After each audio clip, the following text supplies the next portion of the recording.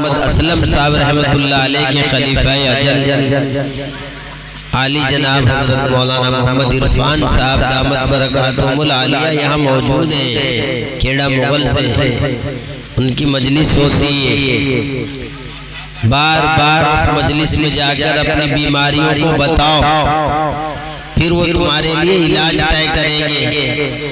جو بیماریاں ہیں ان کو بتاؤ، آپ ان بیماریوں کو بتاؤ گے، وہ ان کا علاج طے کریں گے، آپ وہ علاج کرو گے تو انشاءاللہ بیماری دور ہو جائے گی۔ ڈاکٹر کو بھی تو بتانا پڑتا ہے نا، ایسے ہی ان لوگوں کو، اللہ والوں کو، علماء کو آپ اپنی بیماریاں بتاؤ، تب جا کر آپ صحیح بنو گے۔ نماز نہیں پڑھی جاتی تو پوچھو کیسے پڑھی جائے گی، میں نمازی کیسے بن سکتا ہوں یہ بتائیں گے آپ کو، اس کا طریقہ بھی بتائیں گے۔ شراب نہیں چھوٹ رہی تو پوچھو کیسے چھوٹے گی، سودی کاروبار نہیں چھوٹ رہا ہے تو پوچھو کیسے چھوٹے گا۔ ہر چیز کا علاج ہے شریعت میں۔ اب جب تک تم وہ علاج کرو گے نہیں، ویسے سیکھو گے نہیں تو نیک نہیں بن سکتے ہو۔ نیک بننے کے لیے شرط ہے، جس طرح بیمار کو دوا کھانی پڑتی ہے، اس طرح نیک بننے کے لیے شریعت نے جو دوائیں دی ہیں، جو علاج دیا ہے، جو طریقے بتائے ہیں، ان پر عمل کرنا ہوگا۔ اور یہ دنیا، یہ زندگی بہت چھوٹی سی ہے، اپنی مستیاں، اپنی منمانیاں خوب جی بھر کے کر لو، ہر ایک کو اپنے اپنے کیے کا حساب بھگتنا ہے۔ اور انسان جتنی منمانیاں کر رہا ہے، جتنا زیادہ اللہ کا حکم توڑ رہا ہے، جتنا زیادہ اللہ سے دور جا رہا ہے، شیطانیت پر جتنا انسان اتر رہا ہے، دنیا میں اتنی ہی تباہیاں بھی پھیل رہی ہیں۔ آپ دنیا کے نظام کو بدلنا چاہتے ہو، حالات کو پلٹوانا چاہتے ہو، اپنے حالات کو سدھارنا چاہتے ہو تو نیک بن جاؤ، اللہ کی مان لو، مان کے دیکھو۔ تم میں سے ایک آدھ مان کے دیکھ لے تاکہ گاؤں والوں کو دکھا سکے، انشاءاللہ وہی ایک پورے گاؤں میں چرچا کرا دے گا کہ دیکھو وہ نیک بنا تھا اور اس کی وجہ سے علاقے کو یہ فائدہ حاصل ہوا۔ نہیں تو میرے بھائی آ رہے ہیں، جا رہے ہیں، پریشانیاں کم نہیں ہیں، حالات اچھے نہیں بلکہ دن بہ دن خراب ہو رہے ہیں۔ جو کچھ آپ کو بتایا گیا، جو کچھ آپ کو طریقے سکھائے گئے، ان پر عمل کرو، اور جو بھی موقع اور ٹائم ملے بلکہ ٹائم نکالو کہ اپنی اچھی زندگی بنانے کے لیے ہم محنت کریں گے۔ ان مدرسوں سے اپنے بچوں کو جوڑو، خود بھی جڑ جاؤ، مسجدوں کے ماحول سے جڑو، ذکر کے ماحول سے جڑو، ذکر کی مجلسوں سے جڑو۔ کوئی دور نہیں کہ اللہ اس ڈوبتے بیڑے کو پار فرما دے۔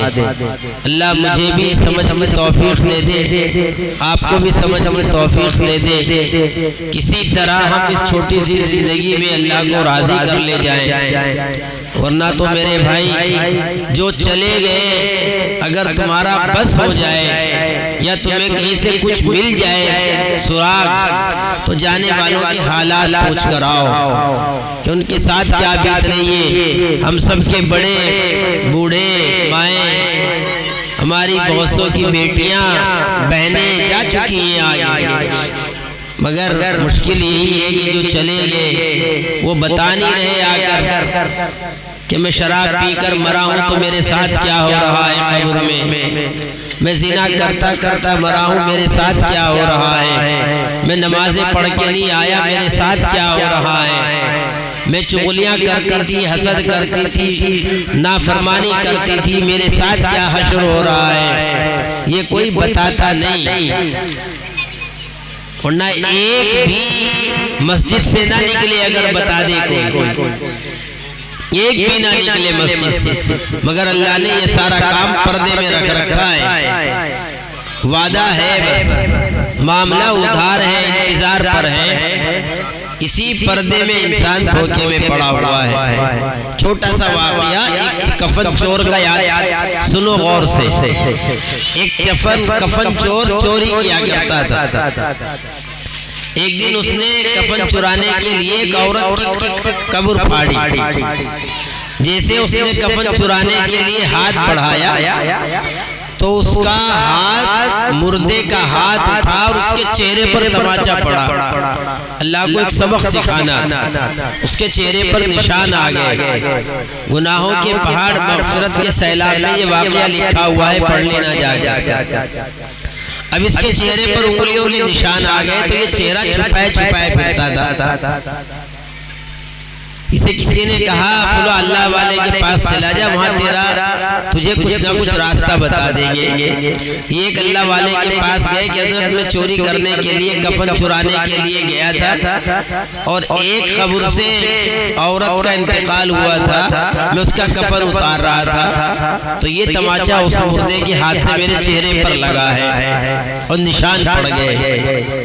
حضرت نے کہا بھائی کوئی بات نہیں، تو چوری کرتا تھا تو کوئی بات نہیں، اب ایک آسانی ہے کہ تو توبہ کر لے، ادھر توبہ کرے گا ادھر اللہ تیری توبہ قبول کر لیں گے، تیرا گناہ معاف ہو جائے گا۔ حضرت نے آسان سا ایک عمل بتا دیا۔ پھر حضرت نے یہ پوچھا کہ بھائی مجھے ایک بات بتا دے کہ تو نے اتنے کفن چرائے ہیں، ان سارے قبروں کو جن کو تو نے پھاڑا ہے ان میں تو نے کیا لوگوں کو دیکھا کہ ان کے عذاب ہو رہا ہو؟ کسی کو بچھو کاٹ رہے ہوں، کسی کو سانپ کاٹ رہے ہوں، کسی کو ڈنڈے بج رہے ہوں، کیا کبھی تو نے کسی قبر میں ایسا دیکھا مردے کے ساتھ؟ اس نے کہا کہ میں نے ایسا تو کچھ نہیں دیکھا، لیکن جتنی قبریں میں نے پھاڑی ان میں بہت سے لوگوں کے ساتھ مجھے یہ معاملہ ضرور ملا کہ ان کے چہرے بیت اللہ کی طرف سے دوسری طرف پھر گئے تھے۔ بیت اللہ کی طرف چہرہ کرتے ہیں مرنے والے کا، مگر جب میں نے قبر پھاڑ کے دیکھی تو ادھر اس کی پیٹھ تھی جدھر ہم نے چہرہ کیا تھا بیت اللہ کی طرف۔ تو اللہ والے نے ان کا نام بھی لکھا ہے ابو اسحاق رحمۃ اللہ علیہ۔ انہوں نے اس کو یہ کہا کہ یہ جتنے بھی لوگ جن کی پیٹھ پھر گئی ہے بیت اللہ کی طرف، جن کی پیٹھ ہو گئی چہرے پھر گئے، یہ سارے وہ ہیں کہ ان میں سے ایک کا بھی ایمان پر خاتمہ نہیں ہوا۔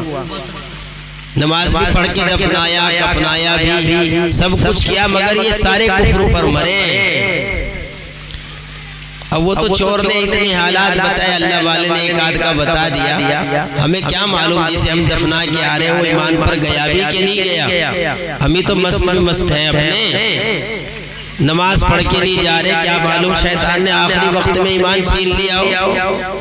سود کھانے والے کا تو ویسے ایمان نہیں بچتا، زناکار کا ویسے ایمان بچانا مشکل، یہ سارے کام آج عام نہیں ہو رہے، نشہ کتنا عام ہو رہا ہے۔ تو مشکل یہ ہے کہ قبر والوں کا حال ہمیں دیکھتا نہیں، ورنہ ہم ساری دنیا کو چھوڑ کر قبر میں اپنے مسجد میں آ کر بوریا بستر ڈال لیں گے۔ اللہ نے یہ بات پردے میں رکھی ہے کہ دیکھتا ہوں کون میری بات مانتا ہے کون نہیں مانتا ہے۔ تھوڑی سی زندگی جس کی جتنی بچ رہی ہے توبہ کر لو، ورنہ تو وَلَتُسْأَلُنَّ يَوْمَئِذٍ عَنِ النَّعِيمِ، ہر ایک سے سوال ہوگا، ہر ایک کو جانا ہے اور جا کر ہر ایک کو اپنی اپنی بھگتنی ہے۔ ویسے بھی اللہ کا حکم ٹوٹتا ہے تو دنیا میں اچھائیاں نہیں پھیلتی ہیں، ہمیشہ اللہ پریشانیاں بھیجتے ہیں جب اللہ کا حکم ٹوٹتا ہے۔ آج دنیا میں جو کچھ ہو رہا ہے نافرمانیوں کا اثر ہے، اور اسے بدلنے کا ایک ہی طریقہ ہے کہ ہم نیک اور صالح بن جائیں۔ اللہ عمل کی توفیق۔ وآخر دعوانا الحمدللہ۔ الحمدللہ، یہ ہمارے استاد محترم حضرت